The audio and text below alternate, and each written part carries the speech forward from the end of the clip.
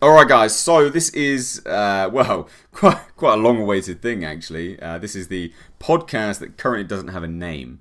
It's been long in development. I know a lot of people were concerned that I wasn't on the AVP Underworld podcast for some time. This is why I've been trying to get this off the ground for some time. And here with me today, joining me, and potentially joining me more in the future, is Stu. I'll kind of, let you introduce yourself now, buddy. Hey guys, what's going on? Stu here out of Jacksonville, Florida, East Coast of the United States. Really excited to be here with Mr. H. I'm a subscriber, I'm a fan just like all of you, and really just excited to discuss cool topics of movie news and the latest and greatest of what's going on. So, back to you, man. Cool. Right, yeah. So, basically that's what this is going to be. It's not just about Alien and Predator stuff. We are going to run down some bits and pieces that are in the news that you guys might find interesting, and some stuff that potentially you guys might find interesting and not think that I would actually find interesting. So we're going to cover some of that, and then get into like an actual subject, like a topic for the podcast. I almost said video then. For the podcast itself. And the main topic today is actually going to be Baby Driver, because I saw it last night. You've seen it only a couple of days ago as well, I believe, Stu. Yeah, it's one thing. I think it's going to be a really exciting movie to talk about if you're a big Edgar Wright fan, because once again, if you've seen like the Cornetto trilogy, he delivers, and it's going to be great talking about. I'm excited. See, I've had some time to sleep on it, so I'm not too sure you'll like my you'll like my opinions on it. But anyway, first things first. In terms of the news, I had the option of, this is a good segue here. I had the option of seeing Spider-Man: Homecoming or Baby Driver. I obviously opted to see Baby Driver rather than Spider-Man: Homecoming. But Spider-Man: Homecoming has just hit 117 million. In its domestic opening, but it's hit 257 million on the international box office currently, which is, that's dollars as well, but that's just insane. You've seen it. Do you think it's warranted that amount of money? Do you think it's do you think it's deserved? Well, if you look at all of the movies that we've been given so far within the Marvel universe of Spider-Man, they've all been huge. My personal opinion, not going into too much spoiler territory, I think it's a fun film that kind of revigorates that character that we got a little bit of a sample of in Captain America: Civil War. I'm really interested to see what direction they take it in, but overall I think it's a good, fun movie, and it's exactly what the audience is going to expect going into it. Okay, yeah, cool. So, see, I definitely don't get in spoiler territory without warning anyone, but... Yeah, I enjoyed Civil War, but I wasn't too sure about the Homecoming Spider-Man, simply because they've been putting Iron Man front and center on everything. It seems to me that Sony just don't understand what property they have, and they never have. Spider-Man is the highest grossing Marvel character ever in terms of sales. Do you know what I mean? Like, literally overall monetary earning, Spider-Man rakes in the dollars. And even if you look at those horrendous movies, whether you like them or not, it's fine. But the other Spider-Man movies, they all made, literally, I was looking this up whilst I was on the way to the movies, they all made consistently between 700 and 800 million at the box office, or like worldwide total. That's incredible. Oh, absolutely. And I think, too, you're mentioning Iron Man being the front man from the marketing that we've gotten on the film. Having seen the film, I can assure you that's not the product that's delivered to the audience. It's definitely a Spider-Man movie. I think how they integrated Iron Man is, based on your perspective of how you want that story to be told, but it's definitely a Spider-Man movie, and it's up to the viewer to see, if you enjoy the direction that they're taking the film in. So... Okay, all right. Well, yeah. But that's it. Without getting into it too much, because that's a whole other topic. But they, if Iron Man is front and center in their marketing, but he actually isn't pivotal or massively prominent within the story, which is kind of what I've heard. Again, that's kind of false advertising. So they've kind of shot themselves in the foot again. But anyway, moving on. Jurassic World: Fallen Kingdom. Lots of news has been coming out about this recently. I mean, I recently did a video on some set images that were released, the first images, in fact. And then obviously the name that was coming out, that's just come out as well, fairly recently. We had Colin Trevorrow describing what kind of movie it was, a Spanish horror movie. And now it's wrapped, it's done, it's wrapped completely. So, I mean, what do you think of that? Are you excited for this? I am excited for the film. I saw Jurassic World in the theater, and I think the big takeaway, it's a family-friendly, popcorn, big movie that you're going to walk away from and say, that was fun. Does it have the philosophical meaning of, a Christopher Nolan film like Interstellar? No, but overall it's a fun movie. As far from what we've been given so far, with the poster, with the ember and the dark feel, I'm excited. I'm just kind of curious what they're going to go, what direction they're going to go with the story. But overall, I mean, I think it's pretty open-ended. We haven't been fed that much information yet. So yeah, I mean, you hit the nail on the head there. Like it's a popcorn flick at the end of the day. Like it is. The good thing about it though, right? And I liken it very tentatively, like the Fast and the Furious franchise. Like it knows what it is. It's not. It doesn't pretend to be something else. It knows that it is just this popcorn flick. It knows that it is just a bit of fun. For crying out loud, you've seen dinosaurs running around, so it's not going to be taken massively serious, and they know that, and they kind of play into it. I mean, I really enjoyed Jurassic World, but as you say, was it massively deep and insightful? No, of course not. But it doesn't need to be. Like, it was just a bit of fun, and I'm very excited about this. The next installment. I think it's going to be. I've got high hopes for it. I think it's going to be good. I like the fact that they've kept everything under wraps right now. There's been no news, basically. There's no kind of insight into the story or no real kind of tidbits of information here and there. It's all been pretty well contained, to be honest. And I'll tell you one thing I do like is that they've established it as its own kind of separate entity away from Jurassic Park, yes. which isn't bad. But it's also just showing that, this is although it's a continuation, it is a bit of a soft reboot, kind of. Because they've called it Jurassic World: Fallen Kingdom. Do you know what I mean? They're not continuing with Jurassic Park and all those kind of themes. They're titling it in a sequence with Jurassic World that's re-established the franchise. So I like that. I think that's pretty good, to be honest. Yeah, and it's a good thing. Also, I kind of wish I could understand the reference of a Spanish horror film better. I don't know where that genre came from. reference, but that sounds interesting for what for the topic and the genre we're messing around with here. So yeah, I mean that came out of nowhere. I didn't really know what that was, to be honest. Because that could go one or two ways. Like it could be good or it could be just horrendous. But obviously they're meaning it in a good way. But yeah, I don't know. Is it like Desperado with Scream in it? I don't know. Oh, jeez. Yeah, well, let's just wait and see.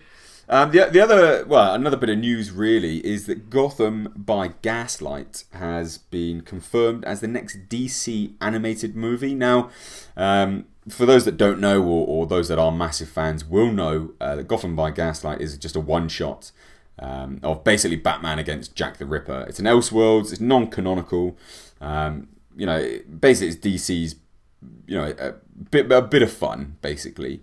But that's been confirmed as their next animated movie, which to me is great, like absolutely brilliant. DC, despite whatever anyone thinks of their live action films, they have done everything right with their animated movies currently. Their animated movies are absolutely brilliant. 90% of them are superb. So to see Batman against Jack the Ripper in an Elseworlds style story will be incredible. And to me, it begs the question, would Mark Hamill play Jack the Ripper? Ooh. Mark Hamill famously being the Joker, right? The voice of the Joker. So, I mean, that's what do you think of that? What do you think of the that as confirmation? I mean, you're not massively up on this, are you? No, so I don't follow too much into the DC comic realm, but part of their marketing is also going to be bringing new viewers into their fold. And I'm excited from what I'm hearing. Batman, Jack the Ripper, I'm on board. I'm excited, if Mark Hamill, which is not confirmed, if he was to be a part of that cast. I'm a huge Mark Hamill fan. We have Star Wars. You mentioned the Joker. I'm even more on board at that point. So really just excited to see what comes out, and I'll probably check it out. So. Yeah, I mean, just to clarify, that was me just kind of spitballing, guys. Mark Hamill is definitely not confirmed. I don't even think it's rumoured. That was me. Like, I read the news and I just wrote Mark Hamill, maybe the Joker. So, yeah, don't take that, don't take that as gospel. And the next thing I want to touch on this. I mean, this is kind of old movie news, but a lot of people hammer on me in the comment section about animes and things. But Death Note has it's got movie stills, it's got a trailer, it's in Netflix. Basically, it's going to be on Netflix, and I want to talk about it. I just want to have a quick discussion about it, briefly. You've got Willem Dafoe as Ryuk, and obviously, controversially, it's the cast has been whitewashed, which I'm not going to talk about because that's a whole separate discussion in and unto itself, and I don't want to get into it right now. But what do you think currently, from what you've seen of Death Note? Now, I know you're not massively aware of the anime series, but I sent you the link to the trailer, just before we started recording this. I mean, what do you think? How do you think it looks? So, one, really excited to hear that an A-list actor like Willem Dafoe is going to be joining.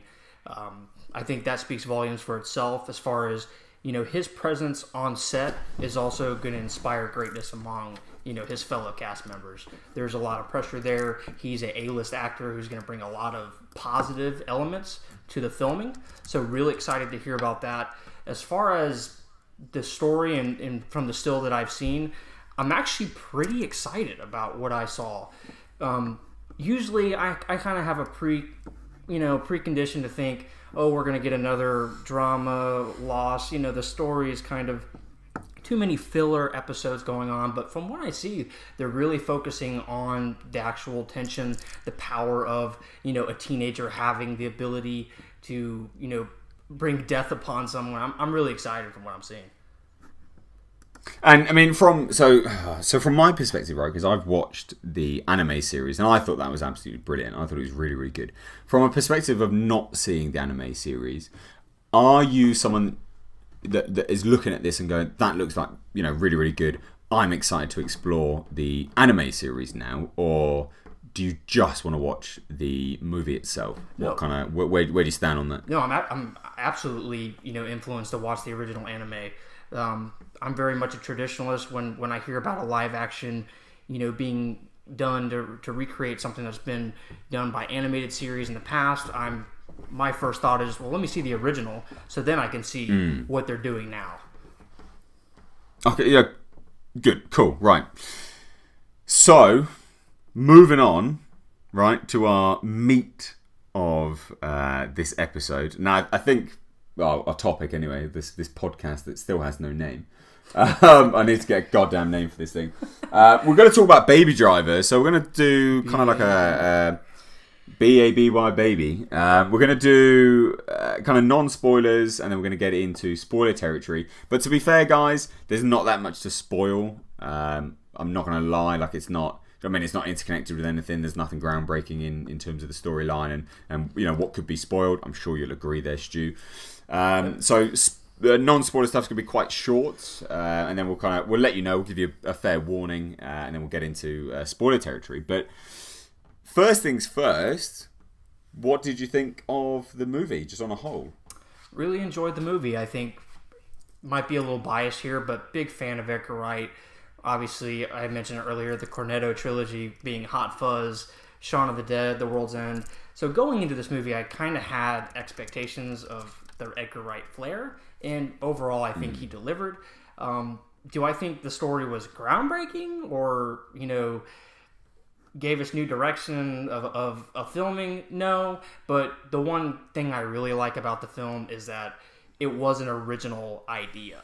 And I think, with being bombarded with all the Marvel, DC, very popcorn flicks in the theaters these days, to get an original feel from a more artistic director, I'm a huge fan of. So overall, really enjoyed the film. Okay, yeah. I mean, look, I would agree to a certain degree. Like I had a great time with it. However, having sat on it and thought about it, there are some things which I will...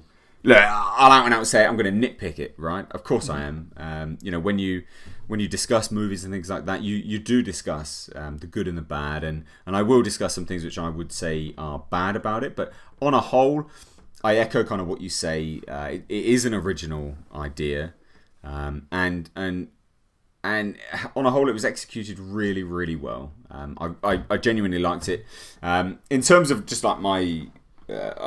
I'll do a quick non-spoiler. We'll just go into non-spoiler discussion, right? So, what did you think of the chase scenes? That's not a spoiler. It's a goddamn getaway driver movie. So watch the trailer. Yeah, exactly. So, what did you think of the chase scenes? What did you think of that? I think they're the biggest thing there is it's choreographed with the music.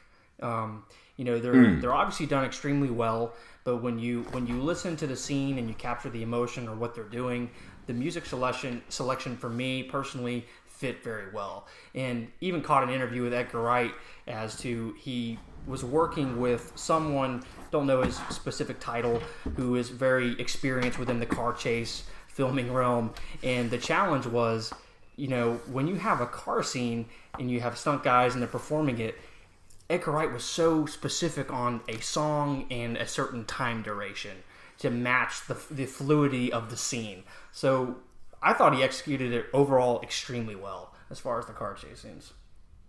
Yeah, I mean, I'd have to agree. Like in actuality, and this is just being brutally honest, I think it has probably some of the best car chase scenes I've seen in years. Oh yeah. And whether that is down to the music in combination or whether it's just down to what they do with the cars, how they move versus the kind of cinematography and the visuals are surrounding that, I don't know. But on a whole, I know as it was put together, you've got something there that is truly special. Like those car chase scenes were absolutely fantastic. And coming from Edgar Wright, who hasn't done car chase scenes before, that's very impressive. Very. Obviously he's got enough people on board which helped him with it, and he's managed to create something which, again, just massively impresses. It'll impress anyone. If you're not impressed by those car chase scenes, I'm going to be very, very surprised. Genuinely, very, very surprised. Speaking of surprises, John Bernthal was in it. That was a surprise. Yeah. Shane Where from did The he? Walking Dead, guys. He's alive. Yeah, and the Punisher. The Punisher was in it. So that kind of came out of nowhere. What did you think of his character? Obviously, it's non-spoilers, but what did you think? I think John Bernthal is a character actor. I think what he brings to the set is, I almost want to say he plays himself.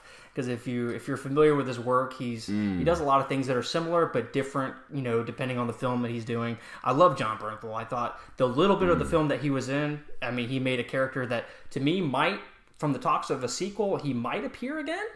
It's kind of open-ended there without getting into spoiler territory, so... Yeah, definitely. I'd have to agree. He does tend to play himself though. But on a whole, it was good. He was good. I enjoyed it. Kevin Spacey, the spaceman himself, was unbelievable. Absolutely brilliant. I cannot fault Kevin Spacey. He's amazing in everything he's in, and he's not in enough stuff. I don't understand why he's not in massive movies these days, because he's not really. No, but maybe he needs to be in more. That's the power of it, though.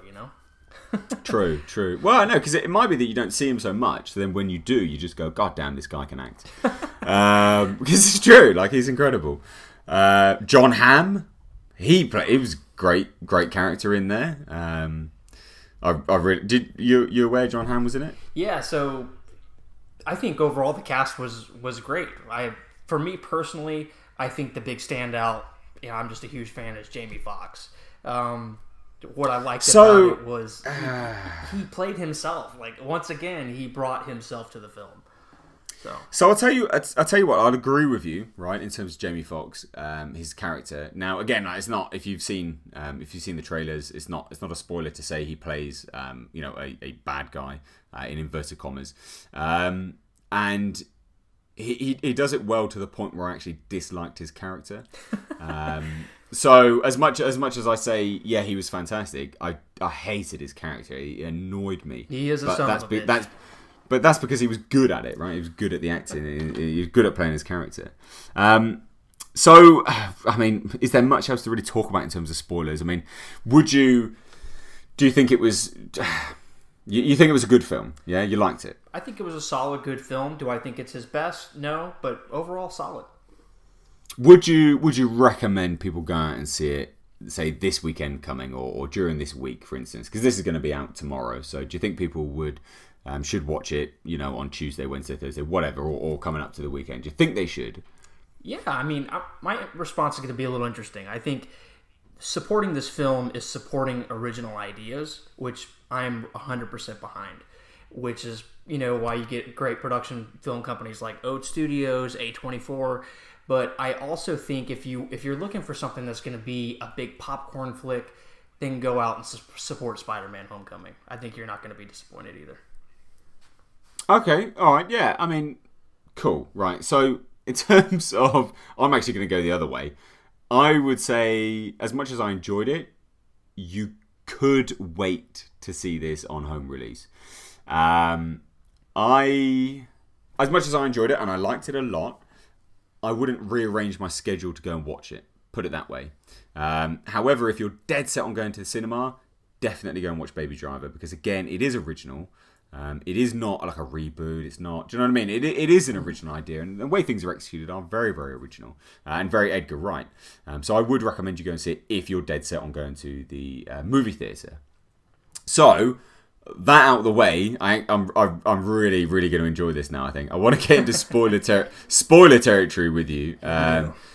Because I think we're going to definitely differ on this, and I'm hoping you'll kind of see where I come from, and I don't come across like an absolute idiot and I'm hating on the film. So yeah, guys, you've been warned. Now we're going into spoiler territory now. What did you think of the ending? So we had kind of discussed this, prior to this podcast, and I might shock you here a little bit too myself. I actually agree with you. So, do you? No way. I'm actually going. I know. I'm going to agree with you. Going into the film, you have that Edgar Wright feel, and if you see a lot of his other movies, there's a lot of twists and turns. It's a very fast-paced and high-energy movie. With this, I think you had stated it earlier perfectly. Hollywood stepped in, and you saw that, and it's a little disappointing. What do you think, Matt? Yeah, well, I tell you, did you kind of stew on that a little bit, Stu? Did you kind of did I know, I'm just the best. Did you dwell on that a little bit and kind of go, maybe he was right? Yeah, I think I did. Goddamn, right. I didn't want that to happen. Actually, I wanted us to polar opposite opinions. No, it was a very valid opinion though, because one thing's for sure: when you see the end of the movie, it really has 3 to 4 ends. You could have stopped. Exactly. Yeah. So look, we're in spoiler territory now, so we can just go ahead and absolutely talk this to death. So where I think they should have ended it, right? And those that have seen the movie, obviously because you're in spoiler territory now, when he takes out the keys of the truck that they're both in, and he gets out, and he's arrested and he's forced to the floor. That I think is where they should have ended it. Because then you follow with the court case and everyone defining his character, and then he gets sentenced. You probably could have ended it there, but then that's where it just started going off on one and just continued, and then fell into boy meets girl, boy gets girl, yeah, absolutely. And you live happily ever after. And I just thought, why did you do that? Like, it's a good film. To me, it screamed like studio interference. Like, genuinely, it screamed like they came along and went, that's a good ending, Edgar Wright. However, mate, we want you to end it like this, because that's a good ending, and that's going to get people happy. Which, at the end of the day, it's okay to hate, it's okay. You can hate this guy or like him or whatever. But it's okay to not see this guy's full ending, because at the end of the day, he's not actually a massively good guy. Like, he was robbing cars as a kid. And that's how he's got in this situation, right? And he's got some flavors of good and some flavors of bad in him, but overall he's not a massively good guy.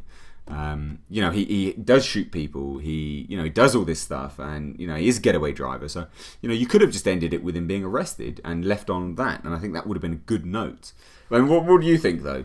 For me, watching the film, kind of, you know, this is 2020 hindsight, but looking at the point where I think the story took an arc of maybe where, to your point, the studio intervened, was actually a little bit before that, when you have a scene in the garage and John Hamm character, which I believe his name is Buddy, he actually exits the vehicle and then puts the gun to Baby's head. And I kind of felt like that was, you know, here we go, where he's alive again. Because if you watch the film, John Hamm has literally been through hell. He's been shot, you know, and he's alive again.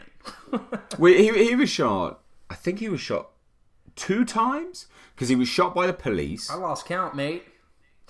Yeah. So if you're following me there, it seemed a little bit repetitive that we're prolonging this, you know, fight scene of, oh, my wife died at your hand, I'm blaming you. So yeah, I'll tell you what though, the thing I did like about his return was that it marked Kevin Spacey's doc. It marked his death, didn't it? Because Buddy came back, and it was Buddy. Like Kevin Spacey turned good, kind of ish. Had a change of heart anyway, and I liked that part. But yeah, I fully see your point on the whole. One thing I tell you what I am going to say now. This is probably where I'm going to get a lot of people going. No, I completely disagree with you. It is I actually did not like. Those that have seen the movie, obviously you have. This whole movie is built around the premise that this guy has to wear earphones and listen to music because he's got tinnitus, right? So he's got a hum in the drum, he's got a ring in his ear, so he listens to this music, and that is the basis for a lot of these scenes that things are choreographed to. And there's some beautiful one-shot scenes which are superbly done, like absolutely fantastic. However, film, great. However, you've got an actor listening to this music, right, that this whole film is based around, that doesn't look like he knows the songs. I'm gonna have to agree with you a little bit there, a little bit. Right now, and I hate to use this comparison because you've got to compare to liken it to something to compare it against.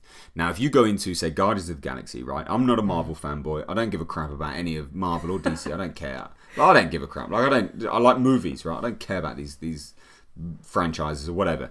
Now, if you go into Guardians of the Galaxy, Chris Pratt looks like he knows those songs, like he likes those songs, and he's having a good time listening to those songs in that film. This guy, in every single shot where he's dancing, where he's doing the one shots, when he's listening to it, whatever, he doesn't look like he knows the songs. He doesn't look like he's having a good time with it. And like there's some scenes where he's dancing and singing and you know, swinging around posts and things. It looks so out of place. It looks like he's listened to the songs about 5 times before the movie. I mean, it's probably just me. I don't know. No. I think you hit a good point. Now I'm gonna change the perspective a little bit. So I actually agree with you. There are some scenes, especially when he goes to his foster parents' house and he's met this girl and he's dancing to the song. It looked a little acted, if you wish. But my perspective changes. I don't think in this movie I'm looking at Ansel Elgort's performance quite like I would Chris Pratt. So, you know, big Parks and Rec fan. Obviously, Chris Pratt kind of has an aura about himself before going into Guardians, and he's a fun-loving guy. Everybody likes him. Yeah, he loved performing those songs. You felt the energy. But in this movie, I wasn't really looking for that. It was more, I just liked the tunes, man. It was a good tune. I agree with you. I don't think he loved the tune or knew each song so intimately, but I don't necessarily think it took away from the film that much. Yeah, I mean, I'm glad we differ on that because it didn't detract from the film enough for me to actually dislike the movie. I out and out said at the start I liked it. Like I genuinely had a good time with the movie. It's a good film, but it was you know what I mean? It's just one of those things where I look at it and I go, like I could see that, and it kind of disengaged me from it. It made me go, oh, I'm watching a film. Do you know what I mean? And whenever a film does that, I go, ooh, that's, do you know what I mean? That's not the best. Right. The moment I'm disengaged and I look around the movie theater and I go, oh, is anyone else getting this vibe? That's when I go, ooh, this is a bit. Do you know what I mean? Yeah. Because then I'm completely disengaged from the film at that point, and I go, well, I am watching a film. This is a bit awkward. So yeah, I mean, look, whatever. What did you think of Deborah? So, be honest with you, I could do with her, do without her. I think Lily James did a good job. I think she did the role as needed. I could probably. I thought she was great. I thought she was brilliant. I thought she was absolutely brilliant. I'm surprised you said that, to be honest. Like whether you could kind of do without her. I liked her in the films. I wouldn't want her to not be in it. I thought she was really good. Kind of played a bit of a damsel in distress kind of thing, which is a bit annoying here and there. But I think she was good. What about what was it? Isa Gonzalez. I probably butchered that name. Isa Gonzalez played Darling, Buddy's stripper girlfriend. Oh, she's great. So there's an example. I really bought into her performance. I think the chemistry between her and John Hamm was spot on. I really believe that they were together, and they kind of had that edgy personality, very, showing their affection, especially in the elevator scene. I thought it was great. Yeah, I honestly could have got like 1,000 more scenes with her in it. She was fantastic, for numerous reasons. No, she was really, really good. I thought she was I thought she did really, really well. And to be fair, like I what else is she in? Because I don't like recognize her in a lot of things. I think that's kind of what's cool about this movie, though, is what I would consider the lead cast member, Ansel Elgort. I'm a little bit familiar with his work, but I think this is, for me personally, this was his, I'm the front man of this movie film. And same thing with her. I don't think she was the front woman of the film, but it introduced her acting to me. So I think this film brought a lot of original ideas and a lot of actors, to see what they can do. Yeah, I've just pulled up her IMDb. She's actually in From Dusk Till Dawn, the series. So that's probably where most people will recognise her from.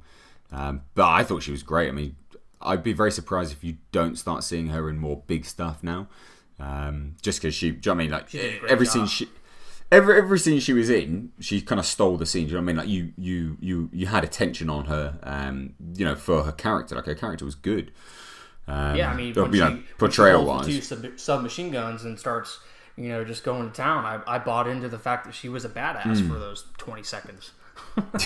20 seconds before she's shot. Yeah, dead. We are in spoiler territory, so. What did you think of? Look, because obviously, you said John Hamm kind of came back to life and kept reappearing. What do you think of his eventual end? Do you think that was good? Do you think it was just deserved, or would you like to have seen a better end to him? Obviously, you would, because you said that he kind of came back and it was a bit played out by that point. Personally, with the talks of Sony wanting to possibly do a sequel, I think they should have kept him alive. I think maybe left it a little bit more open-ended and not give us such a finite, definite answer as to what his outcome is. Yeah, I mean, I agree with you. I think he's definitely a person that I would like to have seen again. But I tell you what is good about this, this whole movie, and I think I've said this before I think I said this on Twitter actually, is that just generally speaking, when people try and set up like movie franchises or sequels and things like that, they've done it from the outset, right? So take The Mummy for instance, right? They said we're making the Dark Universe, right? Now that's a real bad thing, because first things first, just get a good film. Do you know what I mean? Just make a good story first. Don't just go, we're going to make this franchise and it's going to be called this and it's this and it's that. No, absolutely. Story first. Just calm down, like rein it in, just chill out. Hold your horses. Now, they've made here, Baby Driver, they've made a good film, but they've also made a good universe, right? So you've got Doc. Who the hell's Doc? Kevin Spacey. Who's he? You've got you've got these bananas, as the code words. You've had the police that were working for this guy. You've got it's quite an expansive universe that's quite interesting in this good film. Like, it's a good film, and that is that is fundamentally what movies in this day and age is missing. Is they don't establish just a good story first and a rich universe in which to then go, oh, it did well enough. Can we explore a sequel? Yeah, we probably could. And Jon Hamm, like, as much as he's good in it, I think they've established a good enough universe now to make a sequel in like kind of any direction, really. That's my opinion anyway. I don't know, what kind of you think about that, but I might surprise you a little bit here, but I actually would like this to be a standalone film. I would completely as well, like 100% would. I'm just saying that they've established a good enough universe at which to pull another story from if they so wished. Yeah, and a great example of a recent sample of that would be John Wick. They made a good movie and they opened the lore, and I think it's pretty broad. So yeah, no, that is the example I think I used on Twitter. Actually, was John Wick. Oh no, it was either on Twitter or in the comment section somewhere along the line, but whatever. That is So I never give movies a score out of 10. Do you want to score it out of 10? Because I don't score movies. I just give my opinion and say I liked it or I disliked it. I'll go ahead and give it a score. I'm going to give it a 7.5 out of 10. And I tell you, Stu, you're a brave man. You are a brave man. Mate, if someone's got an 8 out of 10 or a 7 out of 10, that's it. You're getting hate. I know. You are going to be hated. Oh, dude. Does it require explanation, or are we solid with a 7.5? No, I think you actually have to explain it. I think genuinely you've got to explain it now. So why are you giving it a 7.5? So to keep it brief, I think, one, this is an Edgar Wright film. I'm a fan. What I expected, I got some of that flair, and I was extremely satisfied. I think the soundtrack is amazing. I'm going to go buy it off iTunes or listen to it on YouTube, whichever format. As far as the acting, it's great acting. There is no scene, there is no actor where you're like, that was a cringeworthy moment. Not at all. As far as the story, it's an original idea, but as far as the overall depth and meaning of the story, it is essentially a driver helping robbers with artistic flair. So it is what it is, and I think a 7.5 is a just score. Okay, yeah. I mean, look, I've out and out said it. I'm never giving scores. I just don't give scores. I either say a movie's good or bad, and then I either say you probably should go out and watch it or you probably shouldn't. Now, I thought the movie was great. Like, I had a good time with it. I left the movie theatre going. I turned to my friend and I said, look, because he out and out said, like, it's got some problems straight away. He was on the definitive or quicker negative side than I was. And I said to him, no, I had a good time with it. Like, I had a genuinely good time with it. But I wouldn't go and see it again. Like, I wouldn't go and see it in the movie theatre again. I would probably wait. I could have waited to see that on home release, basically. So if you're dying to go to the movie theatre this weekend, guys, definitely I would say go and watch it. Over Spider-Man, basically. Spider-Man's been done to death. We all know Spider-Man. You can catch Spider-Man whenever. Who cares? Whereas this is an original movie. It's got some beautifully done shots, and on a whole, it is a very good movie. It's just not something I would personally rush out to go and see at the theatre, and it does have some issues, which I've pointed out. But like I said, I liked it. Don't hate. So that's kind of my review of it, I guess, and Stu, that'll be kind of your review as well. So one thing we'd kind of want to do on the podcast moving forward. Again, it has no name, so guys, if you've got like a suggestion for the name of this stupid thing, that would be great. Probably leave it in the comment section. That'd be good. But one thing I would like to do is obviously get some kind of viewer interaction, some viewer questions going on. I've just tweeted it out now about some questions for the podcast, and someone said, they basically they're a bunch of someone's asked 4 questions. Now this is Isaac WWE on Twitter, and he said 1. Alien Universe or Predator Universe ? Now I'm assuming he is asking what my favourite is. I'll kind of put this out to you, Stu. What's your favourite, Alien Universe or Predator Universe? I'm gonna have to go with the Alien Universe For sure. Wow. Okay. Why? So personally, big fan of Prometheus.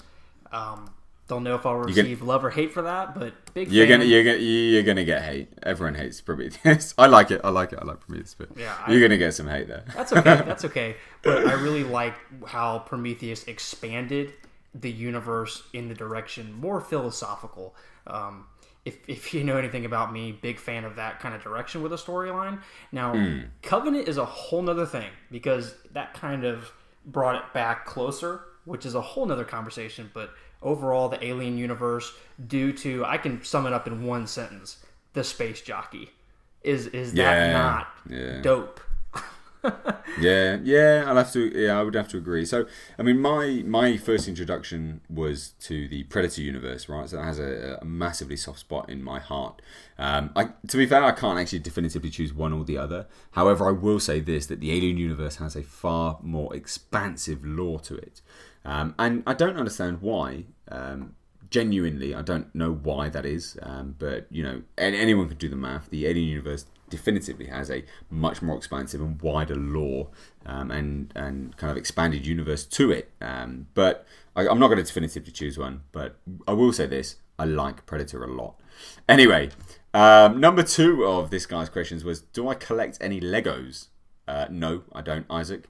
I used to, believe it or not, way back in the day. I think we all did. Did you ever collect Legos, Stu?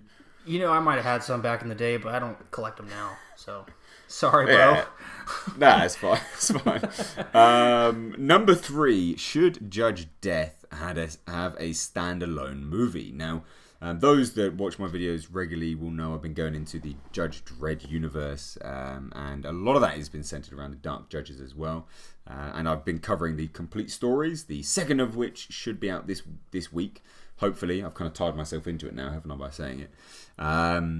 But should he have a standalone movie? Now, my opinion of that is no. He is tied massively into the Dredd universe, and he works when it's against Dredd. So, personally, I don't think he should have a standalone movie. Do you think he should have a standalone movie? I do not think he should have a standalone movie. I think... Perfect. Right, moving on. So, number 4 of Isaac's questions were, will you do vlogs? So, this is at me personally. Probably not at you, Stu, to be fair. Sorry on that one, bro. Will I do vlogs? Now, obviously, a lot of people know I'm not. I'm not on camera. No one knows what I look like. Only a very certain few people know what I look like. Stu doesn't even know what I look like. Now, will I do vlogs? To be fair, guys, I mean, my life is I wouldn't even say my life is massively interesting. So if you want to see me go to work and come home and sit down on my Mac and make videos for you guys, when I do the face reveal, then yes, I probably will do a vlog if you really want to see that stuff. But on a whole, probably not. However, further down the line, if things change and say look, I've just done an interview with Rebellion, right? So if further down the line my life experiences a bit of a shift and I move into a little bit more of an interesting day-to-day routine and I do these kind of things, I would want to vlog them for you, because the reason I'm able to do these things now is because of you guys. So if I can bring you along, for the ride on that, then I would, genuinely. Because that's the least I can do, as a form of payment for you guys, of allowing me to be in these situations. So I hope that kind of answers your questions. I did put this out on Twitter, but there actually wasn't any other questions out there. So I've just answered one guy's 4 questions. Thanks very much. So, I mean, do you want to plug any of your social media, Stu? Are you on Twitter? I mean, do you want anyone to follow you? It's up to you. It's not a big deal to me. I'm just glad to be on to talk with you. Again, to everybody listening, I'm a fan of Mr. H. My life is pretty dull as well. I go to a job and I come home to my family. So great to be on here to discuss a lot of my favorite hobbies and talk with Mr. H. He's awesome. So just glad to be here, man. Having a great time.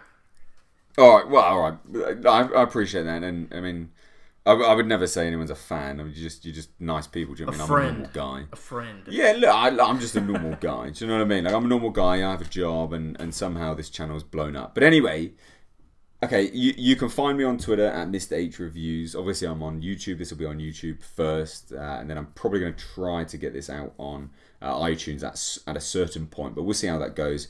They're probably just going to be hosted on YouTube for the time being.